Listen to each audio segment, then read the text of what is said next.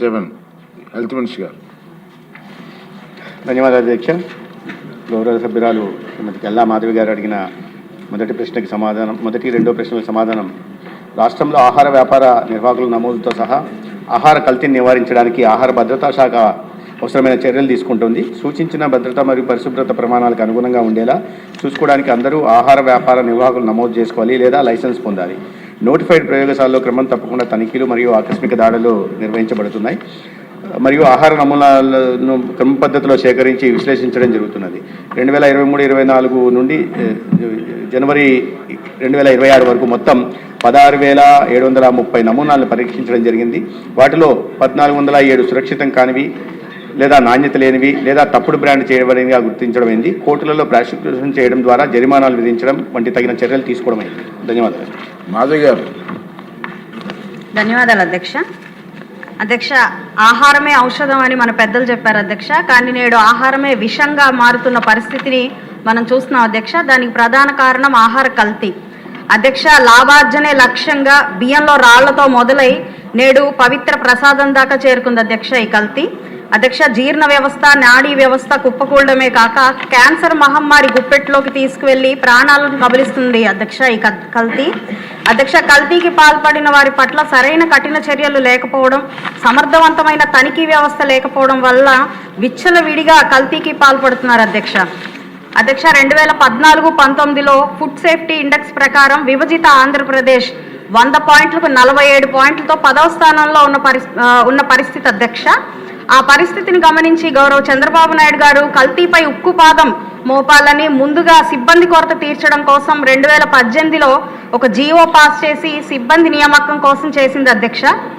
అయితే గత అవివేక, అసమర్థ, అహంకార పూరిత ప్రభుత్వం, ప్రజారోగ్యం పట్టని వైసీపీ ప్రభుత్వం ఈ జీవోను చెత్తకుప్పలో వేసింది అధ్యక్ష.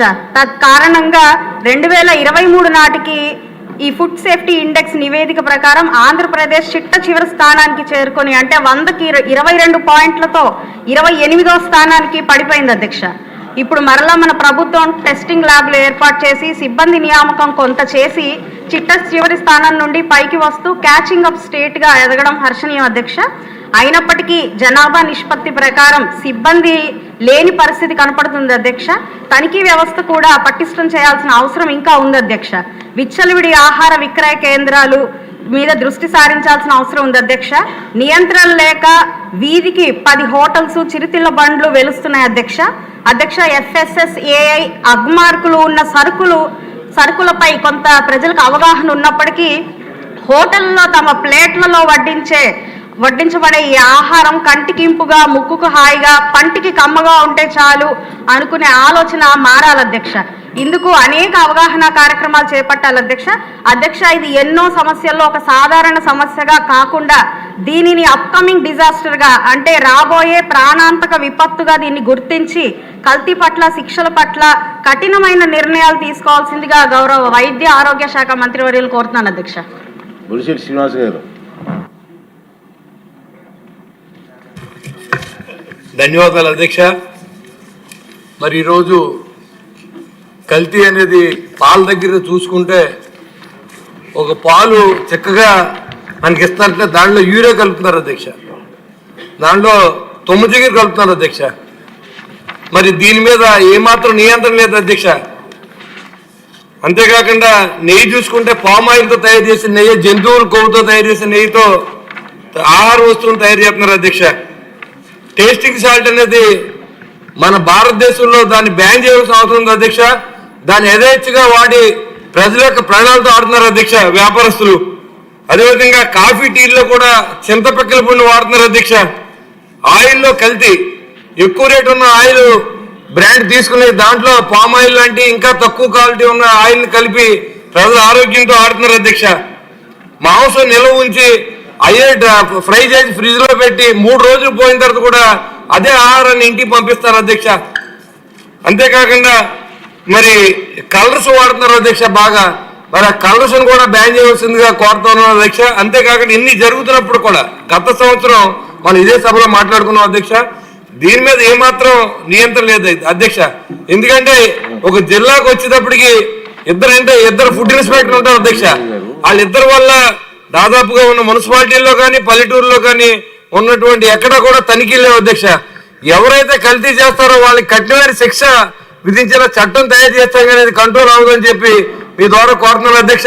ఇవాళ పాలు అనేవి నీళ్ళ కంటే తక్కువ రేటుకి అమ్ముతున్నారు. అవన్నీ కల్తీ జరుగుతుంది కాబట్టి దాన్ని కూడా నియంత్రణ చేయవలసిందిగా మీ ద్వారా మంత్రి గారిని కోరుతున్నారు అధ్యక్ష. అధ్యక్ష, గౌరవ సభ్యులు చాలా సమాజానికి ఉపయోగపడే చాలా ముఖ్యమైన విషయం మీద ప్రశ్నలు అడిగారు. ఈ అధ్యక్ష, దీంట్లో ప్రభుత్వం వైపు నుంచి గత ప్రభుత్వం వీటిని పూర్తిగా నిర్వీర్యం చేసి గాలికి వదిలేసి ప్రజా ఆరోగ్యాన్ని కూడా గాలికి వదిలేయడం జరిగింది అధ్యక్ష. తనిఖీలు నిర్వహించడం విషయంలో కానీ లేదా స్టేట్ ల్యాబొరేటరీని ఏర్పాటు చేసే విషయంలో కానీ లేదా సిబ్బంది నియామకంలో చేసిన నిర్లక్ష్యం కారణంగా ఇవాళ ఈ పరిస్థితులు ఎదురవుతున్నాయి అధ్యక్ష. అయితే వీటిని సరిచేసే ప్రయత్నం ఇవాళ రాష్ట్రంలో కూటమి ప్రభుత్వం వచ్చిన తర్వాత మొదలైంది. దానికి అనుగుణంగానే ఇవాళ పరీక్షలు నిర్వహిస్తున్నాం. అనేక చోట్ల ఈ సింథటిక్ ఫుడ్ కలర్స్ అనేక ఆహార పదార్థాల్లో వాడుతున్న మాట కూడా వాస్తవం అనే విషయాలు వచ్చాయి అధ్యక్ష. ఇటీవల గుంటూరు, విజయవాడ, రాజమండ్రి ఇటువంటి చోట కూడా ఆకస్మిక తనిఖీలు నిర్వహించడం జరిగింది. దీంట్లో ప్రధానంగా ప్రజలకు కూడా అవగాహన కలిపి ప్రజలను కూడా భాగస్వామ్యం చేయాల్సింది అధ్యక్ష. ఎందుకంటే కలర్ ఉంది కదా బాగుంటుంది అనే ఉద్దేశంతో హోటళ్లలో వెళ్తున్నారు. అటువంటి వాటి మీద కంప్లైంట్ చేయాల్సిన అవసరం ఉంది. 2 టోల్ ఫ్రీ నెంబర్లు కూడా ఉన్నాయి అధ్యక్ష. ప్రజలు ఎక్కడన్నా కల్తీ కానీ ఈ సింథటిక్ కలర్స్ వాడడం వల్ల బెల్లంలో కూడా సింథటిక్ ఫుడ్ కలర్ వాడుతున్నారు బ్రౌన్గా రావడం కోసం, కలర్ రావడం కోసం, లేదా చిల్లీ చికెన్లలో ఎర్రగా ఉండడం కోసం సింథటిక్ ఫుడ్ కలర్స్ వాడుతున్నారు. ఇవన్నీ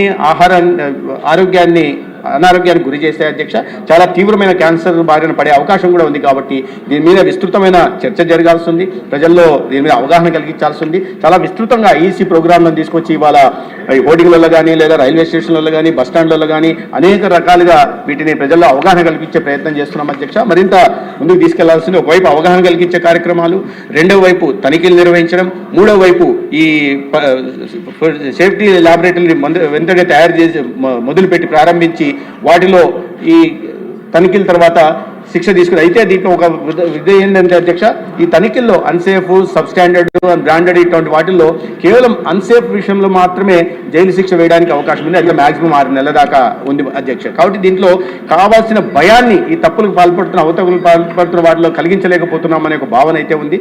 ఈ పరిస్థితిని మరింత కాస్త విస్తృతంగా ఆలోచించి ఏ రకంగా ఈ కేంద్ర ప్రభుత్వ FSSAI ద్వారా కూడా ఒకసారి సంప్రదించి దీన్ని మరింత కఠినతరమైన చర్యలు తీసుకోవడానికి అవకాశం ఉందా అనే విషయం మీద గుర్తించి ఖచ్చితంగా తనిఖీలు నిర్వహించడం, అదేవిధంగా అవగాహన కల్పించడం మీద ప్రత్యేకంగా దృష్టి పెడతామని ఈ సందర్భంగా నేను సభ్యులకు మీ ద్వారా తెలియజేస్తున్నాను అధ్యక్ష. ఓకే అండి. నెక్స్ట్ క్వశ్చన్ 1448 అండి. సభ్యుల రిక్వెస్ట్ పైన వాయిదా వేయడం అయింది. నెక్స్ట్ క్వశ్చన్ 1329 అండి. ఈ ప్రశ్న కూడా సభ్యుల తాలూకు రిక్వెస్ట్ పైన వాయిదా వేయడం జరిగింది. ప్రశ్నోత్తర సమయం ముగిసింది. ఒక ప్రకటన అండి.